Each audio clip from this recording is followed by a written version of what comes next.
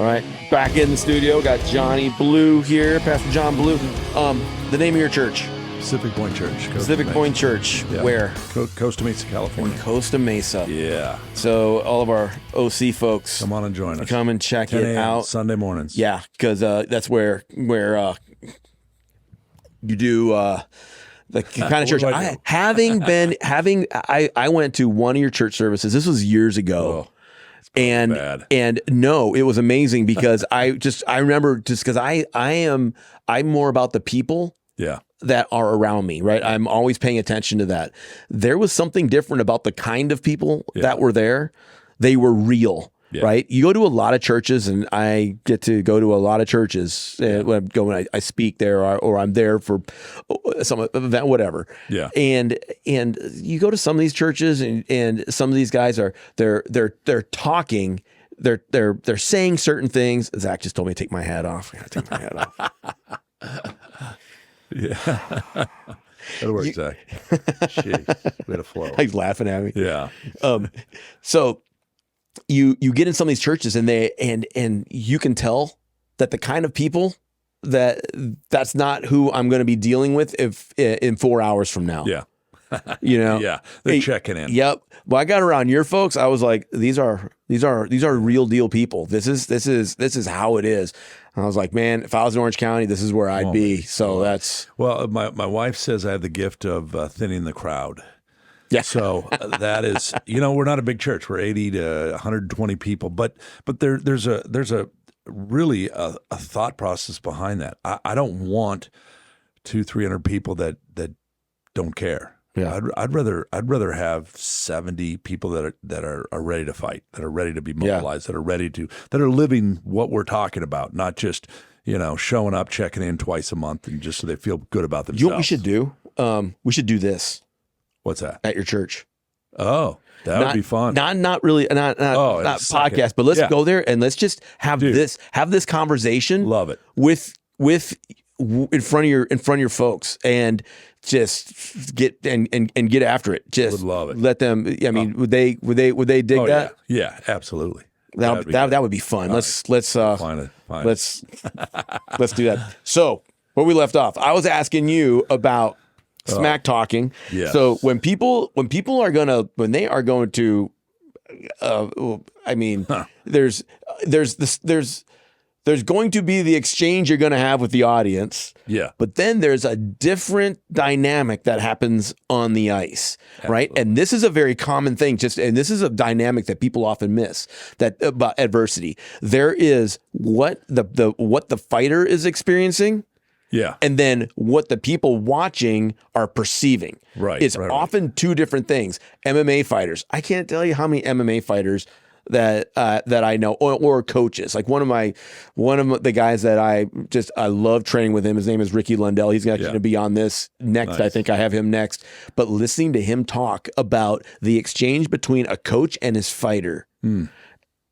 Especially when you're in the cage, and sometimes it's televised, sometimes it's not. He goes, but the camera never picks up what's really going on. Interesting. But then there's another. So that's a pretty intimate dynamic. Now the cage door closes, the guys leave, door shuts, it gets locked, and it's you and that dude. There's a ref in there. Yeah.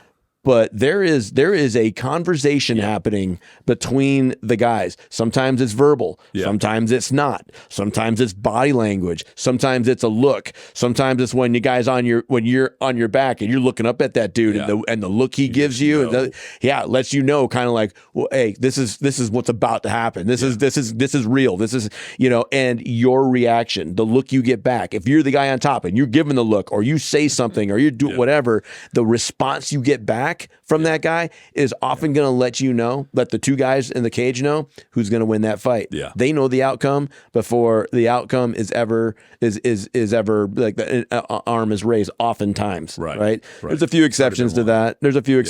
I'm sure, where guys get a look and they're just like, nope. Ain't happening. Nope. F and you. I am going. I haven't even begun to fight, right? This is about to get crazy. So my question to you is, on the ice, right? The conversation between between the players, and I'm not talking like the verbal conversation, the tensions, the stuff that happens. Like, what are some really interesting things that stand out in your mind when you think about the adversity that happens on the ice, the conflicts? Yeah, there's different dynamics to it. It's really interesting. So because there's a pecking order in there too. So what do I mean by like I was an incredibly average backup goaltender. So it is what it is. I think a lot of people would argue with that. Yeah. No. So I did not have the latitude to talk the way I like to talk, which I love trash talk. I love trash. Now in the leagues that I play in, people just hate me. They just absolutely hate me. And they wonder how I could be a pastor. They wonder how I could be a man of God. They wonder what. It's interesting. I go out and play, and I can't do it at 50%. And I get serious. Like, I get serious about the win. I get serious about the score. I get serious about everything. And these guys get freaked out. And they're like, why do you care so much? I'm like, why don't you care so much? There's a level of that when you function at a certain level, it's hard to function at a 2 or 3 when you've tried to function at a 9 or 10. Sidebar there, but yeah. No, I'm tracking. I get it. So as far as trash talking, I would love to trash talk. The problem was when you're not that good. I was good, but I wasn't. There's not a lot of latitude to trash talk because it'll bite you in the ass. Excuse me. So I would walk a little more on pins and needles personally, and just kind of I'd watch the play develop. I wouldn't say a whole lot. I had no problem slashing or hitting guys in the nuts from their standing in front of the net and chopping them and everything, but I didn't talk a lot. Guys would talk to me, and what they'd say is, "You're awful." Or they'd skate by the net and go, "What are you doing here? How are you in this league?" Things like that. It's all a big mind game. They want to get you off their game. Whether they meant it or not, well, they probably did. I don't know. But it's get in his head and let him think. And the way you address that as a goalie. Now, goalie is a game within the game. You're playing a whole mind game outside of what they're playing. Because if you look at a hockey rink and someone scores, does anybody go, "Oh man, that forward really missed picking up that back checker and who made the pass to get the score?" Yeah. No one's going, "Oh, the forward really screwed that up." They're going, "This goalie is horseshit." That's what they're saying. So that's what they see. So there's a game within the game mentally that you're playing and stability, and you're seeing everything happen, and the puck's flying at 100 miles an hour, and guys are skating at 25 miles an hour, and passes are coming here and all over the stuff. So my game couldn't be trash talk because I had to focus. I just couldn't have. Now there's great play. Patrick Waugh, one of the greatest, arguably the greatest goalie of all time, but Patrick would guys would come in and he'd make a great save and he'd just wink at them, or he would just in French just undress them, but there's always that going on. Now again, leadership styles. You look at a guy like Ray Bork, who was a Hall of Famer, was our captain and never said a word. But he was that guy that if he's, you're talking about fighting, he's on top of you and he just looks you in the eye and you're like, "I'm done." You just see it in his eyes and you just knew, and there's just a steady. So you're reading the room. You got a guy, Matthew Barnaby, who had played with in Buffalo, who just couldn't stop but talk. But he backed it up. He was a small guy, but he'd fly around and he'd throw his body effortlessly into any situation. Didn't matter what it was. He would fight the heavyweights. He'd fight the guys that weren't heavyweights. He'd fight anybody that needed to fight so he could continually back up what he was saying. And people hated him. He would stir things up. He's the guy that you want on your team, you don't want to play against. So there's all these dynamics that are constantly happening in the game, that are the games beneath the games that you're seeing, not to mention the coaches that the mind games that they like to play with you and speak and go through, and then you take the dynamic of media and what they're saying, and it's just like all these layers. When you're going into a game, you've got to focus and go, okay, that's got to go, don't listen to him, don't do that, just focus. So it's an interesting dynamic. How about the dynamic in and amongst the team? Like I imagine just like anywhere. I mean, it's like in the military. It's like you got a team. You guys are going to get out. You're going to go do God's work. You're going to go do it well. Yeah. But on the way back, you're be sitting down at chow and there's it's going to be like, so, How did that go in? Yeah. There's going to be a little bit of chatter going on. Absolutely. Guys smack talking each other behind their back or in front of their face or whatever. It's just it happens. Yeah. That's called being a man. Yeah. Yeah. And we've got all these again, let's go back to, the culture we're in. They want to, you can't talk that way to one another. Oh, you can't have sarcasm. Oh, don't speak that. Oh, you're going to hurt his feelings. Mm-hmm. How do you become a man? It's when my buddy looks me in the eyes and go, how the hell did you let that goal in? And then laughs. And you go, okay, let me think about it. How am I going to respond? What am I going to do the next time? It builds up who you are. There's always truth in those little cutting comments that you make. You're out with your boys. Yours is a little more life and death, and they make something and they make a comment to you.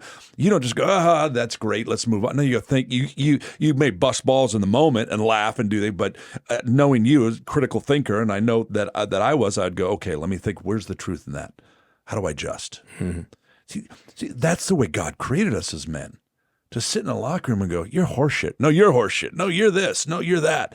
And then we regroup and we get thick skin and we fight through and we learn how to be men by having this interchange and this interaction so that when we go in the world and when it really counts in the world and someone's attacking you or your family or your wife, you go, no, this isn't going to happen. I'm going to take a stand here. Yeah. When truth is being manipulated, when someone tells you that a boy can be a boy or can be a girl, then and you're not willing to go, no, that's not how it is. There are men and there are women. There are boys and there are girls. Now, let's just settle that. You want to go do whatever you want, that's fine. Go do what you want to do. You want to go transition, fine. That's your life. Mm-hmm. But don't sit here and demand that I say a lie and say that you're not what you are. My point to that, again, is when you have those interactions in these men times, whether with a teams or whether it's a hockey team, that's where you learn how to stand for truth, for what is right. In those hockey, locker rooms is where you find the guy who's the weakest, that someone may be, being a complete asshole picking on you. Go, no, I'll take a stand for him. What are you doing? And I've seen locker rooms where guys just full out brawl, where there's full on fights. Yeah.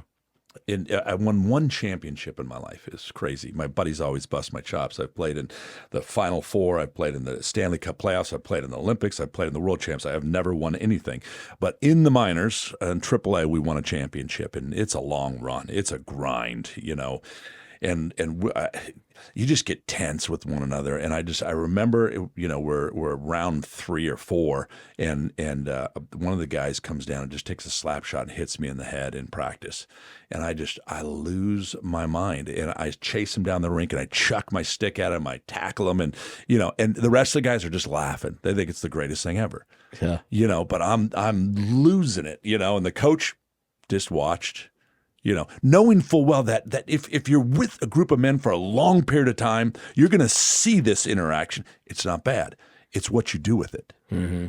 It's how you deal with it. Yeah. That is critical for a man. Yeah. So to try to take that out and that interaction, that trash talk, it's part of who we are. My business partner and I, Brian, he's one of my favorite people on this planet, and we have just over a decade of doing various business stuff together, and some of them work really well, some of them don't, some of them struggle for a while, then do. I mean, it's just all those ups and downs, and through that, you're not always going to see eye to eye. No. We actually have got to the point where we will schedule arguments and fights. It's good. And I say, hey, come on out.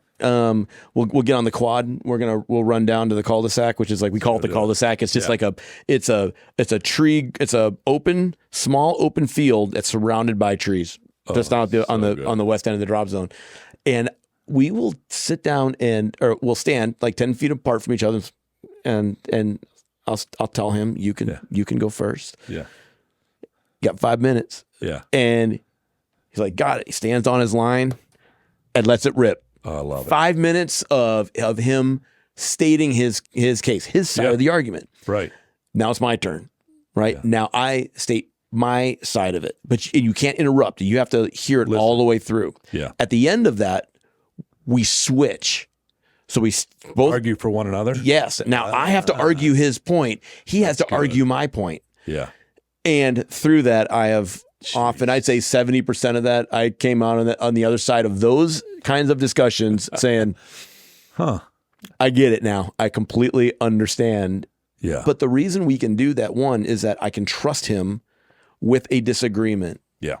Because we're both men and we understand how we're wired. We're both wired to win. And and everybody's heard that phrase, would you rather be right or would you rather be married? Would you rather be right or would you rather have that relationship, that friendship? Would you rather be right or would you rather be employed? Yep. You know, there's a bunch of those, right? Yep. And so it's like, and I always tell him, like, I cherish our friendship above any business dealings that we do together. It's good. And I will trade those any day for you. Yeah. And I mean it. I am not going to give that up. And Brian and I were talking about this a while ago, and he just said, how many businesses do you think have guys like that at the helm that would treat each other like that? Like when we go at it, we go at it. Like it's people would look at it and say, well, I can't believe you just said that to each other. That's unfair. Here's what I love about this. Okay, so men have to have this. They have to have the I'll tell you, you tell me. But the balance of that is this thing called empathy. Yes. See, we've lost the art of empathy. See, we can't have the engagement in the locker room, the fighting, the sarcasm, unless you're willing to step into the empathy. It's about 10 years ago, I was listening to Jim Rome and his show he does. You know, he's got Rome is burning. Well, I don't know, whatever it is. And he was talking about a basketball player that had made $110 million and lost everything. Played for Philadelphia. One of the great guards. Gosh, what's his name? I just went blank. Anyways, he was talking about it, and this guy calls in, and this guy goes, I can't believe that guy lost all that money, 110, and he's got his posse, and he's got this, and he's that guy. And Jim Rohn goes, hold on a second. I'll never forget. He says, hold on. He said, do you live in Orange County? And the guy's like, yeah. How do you? He's like, it's no lie. Are you driving a BMW? And the guy's like, yeah. How do you know that? He's like, do you have parents that are married? And he just starts breaking them down. And the guy's like, what are you talking about? He's like, who the hell are you to judge this man who is a black man, whose father was murdered in the city, who lives in the city, who never knew how to deal with money, never had a mentor, never had anyone to show him how to be a man. And all of a sudden at 18, he's playing this man's game, getting unbelievable, ungodly amounts of money, and then you have an expectation for him to do what he should do with it. Who the hell are you to judge him? Nice. And that's where men, wonder what that other guy said. I bet he just vapor locked. Rome, he doesn't, he doesn't pull bury some stuff, Yeah. But the point is this: men, don't give me the fight unless you're willing to have the empathy. It's the marriage of those two, because you step in the shoes of another man and things, like you said with your business partner, all of a sudden you step in his shoes, you're thinking the way he thinks, and you're saying what he says, and you're going, holy shit, maybe I missed it a little bit. Yeah. Maybe I was a little bit, maybe I don't know everything. I think I know everything. I'd like to know everything, but I don't know everything. Empathy is this lost art.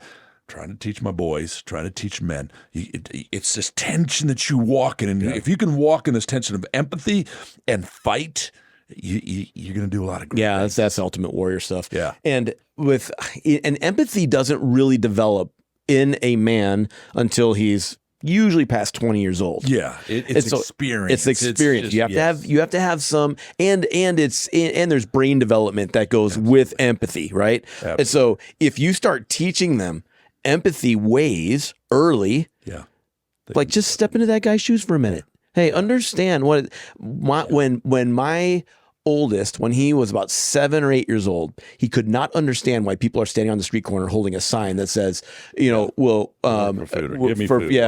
or anything helps or God bless or I just need a sandwich or whatever. Yeah. And he said, I don't understand why they're there. And so what happened? And trying to explain to him that there is a decision-making process that all of us go through, that you are going to be at some point a product of your decisions. Right. But at the same time, many of these guys that are here, man, some of it, they may have brokenness so far and so deep in their family, no way out, and nobody to say, hey, let me get in it with you and demonstrate a standard, that what they're going to do is they're going to turn to what they know, and that may be alcohol. It may be drugs. You do that stuff long enough, now you're going to end up with mental health issues, and before you know it, this is the life that you're leading. And I was explaining this to him, and he said, so do they need help? I said, 100% they need help. So we had a daddy date plan that night. He and I were going to go to a movie or something. Yeah.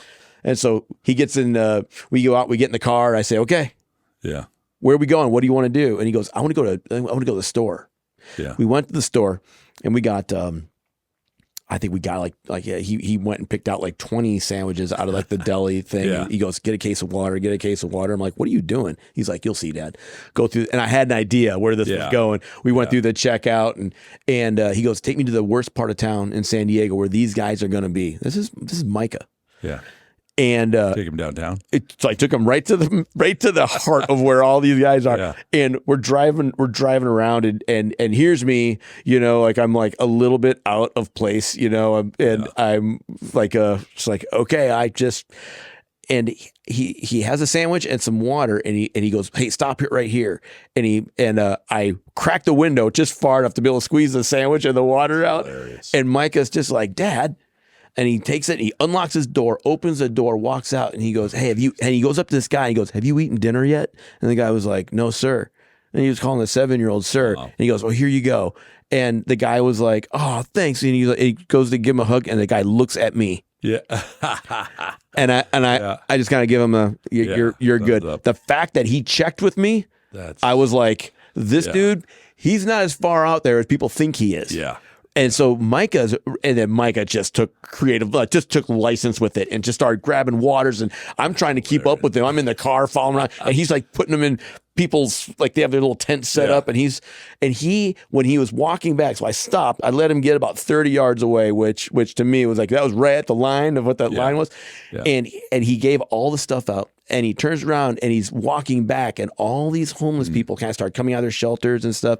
And he's walking back, and the way they were treating him, and he got back in the car, and we had the empathy talk. And I said, hey, what you just experienced was the first time that you have probably come head to head with an empathetic situation where you responded, and you responded right. Yeah. I said, but as you grow older, the empathy stuff that's going to happen is going to happen more subtle, and it's going to happen inside of conversations, and it's going to happen in and amongst your friends, and it's going to happen with your mom. It's going to happen with me. It's going to happen with your brother and your sister, and those aren't so obvious. Yeah, those are the little ones, and they're going to happen in the middle of controversy. It's going to happen in the middle of an argument, and how are you going to respond then? That's good. And he said, well, I don't know. I guess I'll have to see, because I don't know what you're talking about. Like he responded like, here's me talking to him like he's like he's Zach, and it's not. He's like I would expect,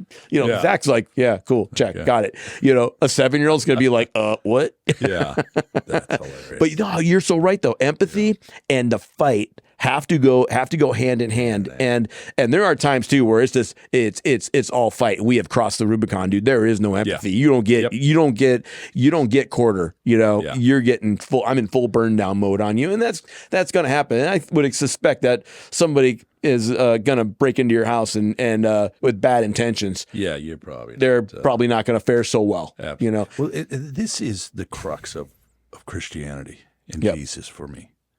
Because the Jesus that I read in the Bible, the Jesus that I see was the strongest man. See, strength is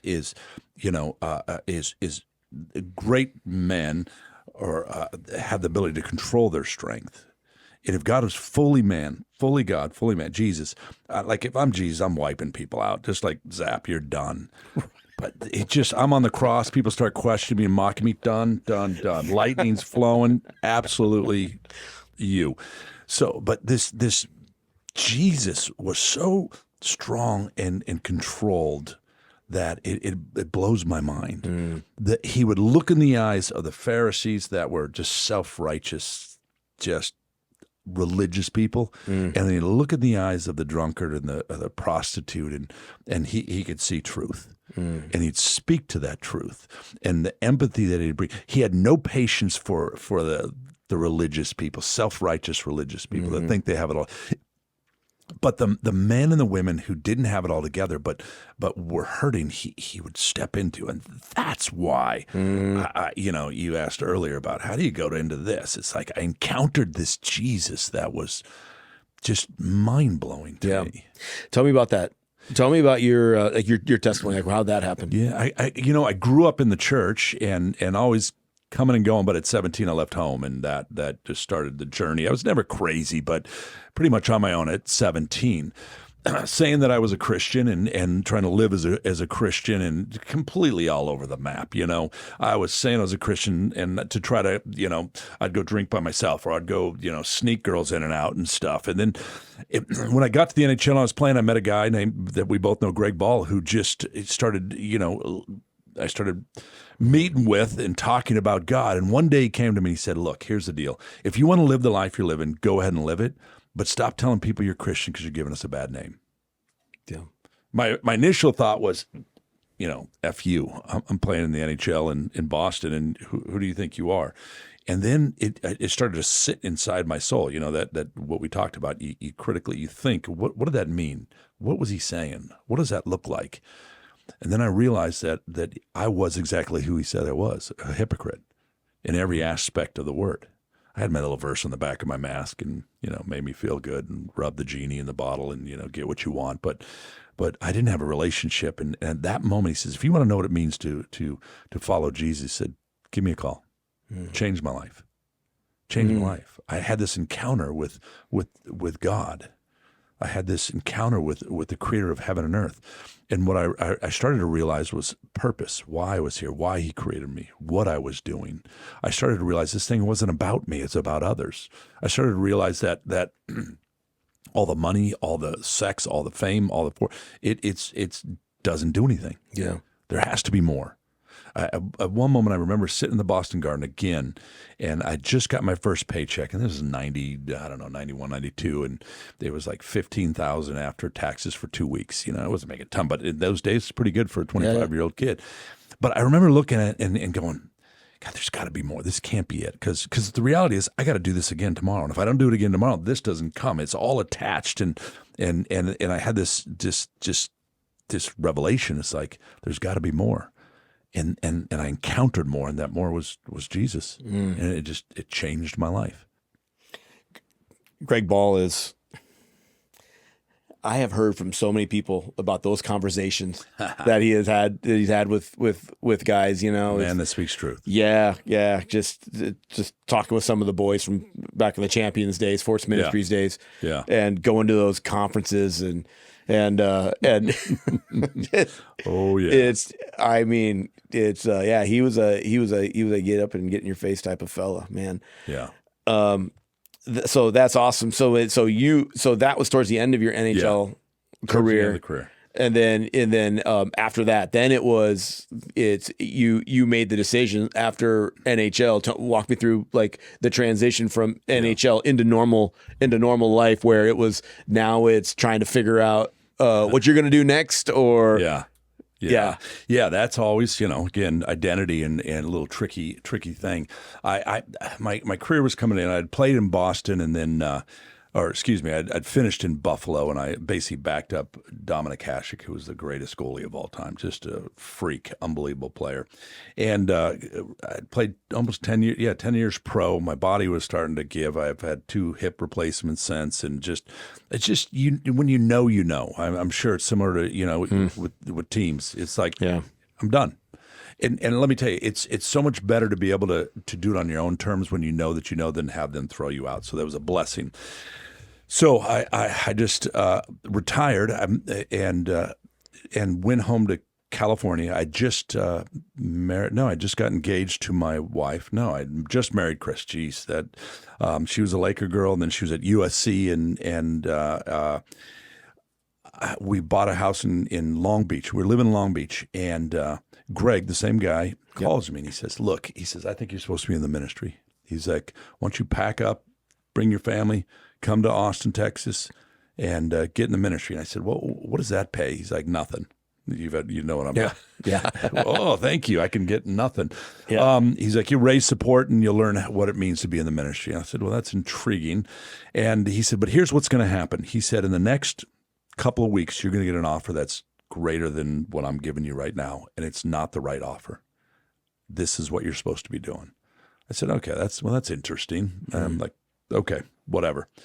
Dude. Sure enough. Oh my God. 4 or 5 days later, I get a call from my agent. Boston Bruins called. They want you to come and interview for the color commentary job. They think you're our guy.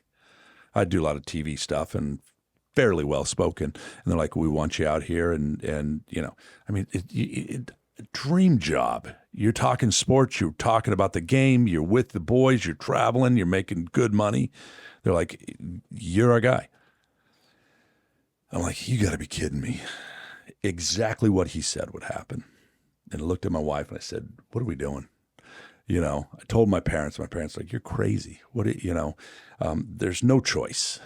There's one choice. Go do the color commentary. Go, go with the team." And we prayed and felt clear as could be that I was supposed to be in the ministry. Called my agent, said, "Done."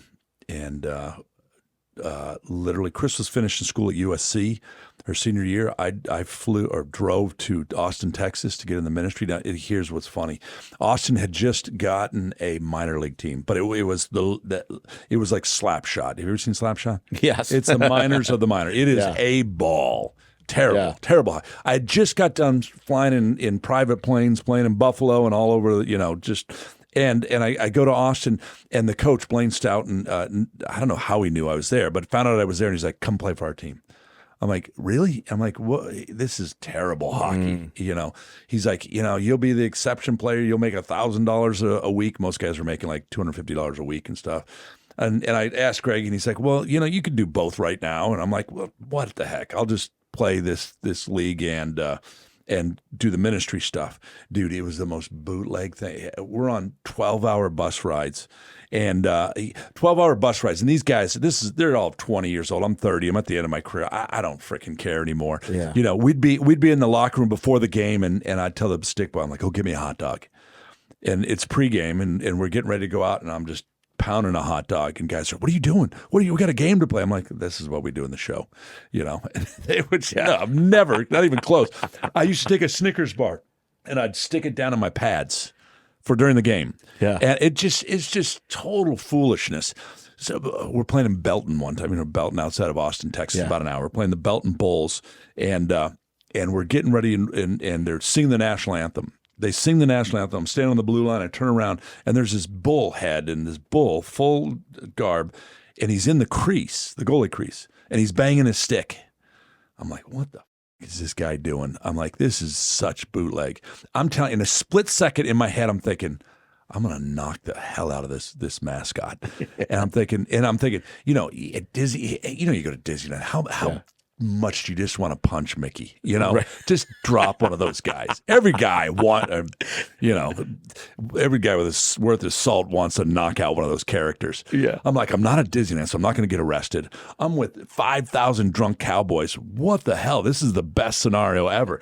I dart for the crease. He's there. I cross-check him. He lands on his head's on sideways, and I just start feeding him. The place goes nuts, and they're throwing things at me and yelling, and the game hasn't even started. bull's head sideways, and I'm beating the shit out of a bull. Some poor kid who weighs 140 pounds in a bull suit. The ref comes over. He's like, "What are you doing?" I'm like, "I get the bull out of my crease. Get him out of here." He's like, "I don't know what to do. Do I give you a penalty? Do I kick you out of the game? I've never seen this before." I'm like, "Just get the bull off the ice and let me play hockey." It was the most bootleg of leagues, and you could just do whatever you want. And it was, so I beat the hell out of the bull. So it. I bet the guys in your team were just like, "My man." Absolutely. They're like, "You're out of your mind. What are you doing?" He's like, "This is what we do in the show. Come on. Don't you guys know that?" Nice. You know? So that was the transition. I did that a little bit. Then I just got in the ministry and started planting churches and working with professional and college athletes and kind of talking about the same journey that I've been on, you know, and where I met you through all that and some of the stuff you're going through. And gosh, was Austin for 9 years, moved back to California. I was at your house in Austin. Ago. Oh, yep. I don't remember that. Yep, I was at your house. It was a big old house too. You guys had the big one story with the overlook. Yeah, it was Texas. That was 5,000 square feet, and that was a lot of house. Acres. And here's me, San Diego dude. Yeah, I'm out there. You're like, what? I think it was $100 though, so it didn't matter. You know, or in Texas, it was unbelievable. So.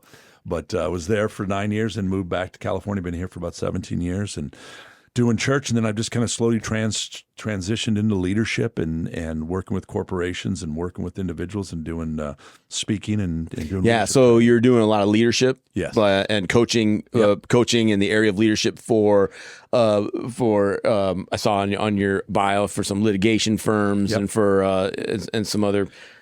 Just different companies that hire different companies that just want you to come in and just help kind of like just kind of set some perspective for their folks. Absolutely. This summer I went in and worked with Boise State football coaching staff, talked about how do you lead young men? How do you shape young men? How do you impact young men?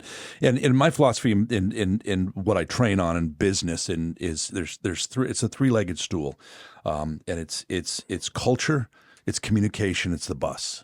And what I teach on is if you can have those three, you're going to be successful in business. And the bus is Jim Collins, good to great. Get the right people on the bus. If you get the right people on the bus and you know how to communicate to them clearly and they know their expectations and what you want from them, okay, if you do that and you have a culture where you value people and you really listen to people and you build people up, you'll have a cup of coffee with somebody. You do those three things, you'll have a successful company. You'll do well. Yeah. So I just train on that. And your church? Church, Pacific Point. Yeah, I've got this great little church. We're next to a brewery and a nightclub. So it's wonderful. We've had people stumble in. We've seen needles on the ground. We've seen, it's a perfect place, right where Jesus would be, right in the bar, right in the middle of the thing. I love it. Great little church. We started right before COVID, and we're meeting outside with 12 people and just started to found a building. Now we're back and just kind of growing and doing what I feel like God's called us to do, bringing hope. There's a lot of hopelessness, training young men, to stand, take a stand for truth and do what God has called us to do. Yeah. How can people find you? They can find me at pacificpointchurch.com or jblueppc@gmail.com. And I would love to be able to. I'm right in the middle now. We're building a platform for my speaking stuff, so I haven't finished that yet. You can go to Consult 39. It's not done yet, but that's what we're working with and starting to build that. Consult39.com. Consult 39. Yes. Okay. Yeah. So good. So we can go check that out, and then we got to do this again. Yeah, absolutely. And let me know when you got that your speaking stuff up on point. Get it out. So then, so we can have people get there. Social media, you have. I'm building all that now. So I'd never done any of that stuff. I'm like, what? And they're like, you got to do this. You got to have a presence here and here. So that's where we're at right now. So, yeah, and it's been fun having you. It's been great catching up. We haven't had a conversation like this in a long time. It's been a while. It's been good. I mean, the last time I think we actually really got to sit down and talk was at Jimmy May's retirement. Oh yeah. And we had a couple of beers and had a great time. The girls were there. And Greg Huntington, my dude. Talk about Greg Huntington. Oh, man. That's a whole show. Oh, that is a whole show. Talk about that dude. And I'd have him here, but I don't think he'd fit in this room. Oh, he's a big man. He is a huge human. Yes. This dude is like, you see this guy and you're like, and the big smile, you're just like, oh, look at this guy. Oh, he's he's dumb offensive lineman. Yeah, for like the I say that Steelers. here. For the Steelers, yeah, because he's not here. He's not here. Jacksonville, yeah. Yeah. He went to Penn. He's a real smart guy. He's legit. Yeah, Definitely. he's doing big stuff now, and man, he's just Paul Gressmanis. Yes, just talked to Grass. Did you? Yep, just talked to him last week. Oh man, I got to hit him up. We'll take a picture. We'll send it off to Graff. Yeah, absolutely. Yeah, Adam, you still in touch with Adam at all? Not as much, but yeah, he's got a great church in New Jersey, doing well. Oh, that's so good. I haven't talked to him in a while. That's some great relationships that we had there. Yeah, definitely. That is a fit man right there. He's like, I have a cheat hour. I'm like, those guys have a cheat day. I have a cheat hour. Yeah. I was like, tell me about your cheat hour. He's like, Stupid. He's like, Cinnabon, Baskin Robbins, everything. 1 hour of pure pound. He goes, and it's like, come out of that I feel greasy coming out of my 1 hour, but hilarious. Then I'm back in it. That's a discipline, man. It is. But man, it's been fun. Thank you. Yeah. Thanks for being here. Yeah. It's been awesome. All right. Bram Radio.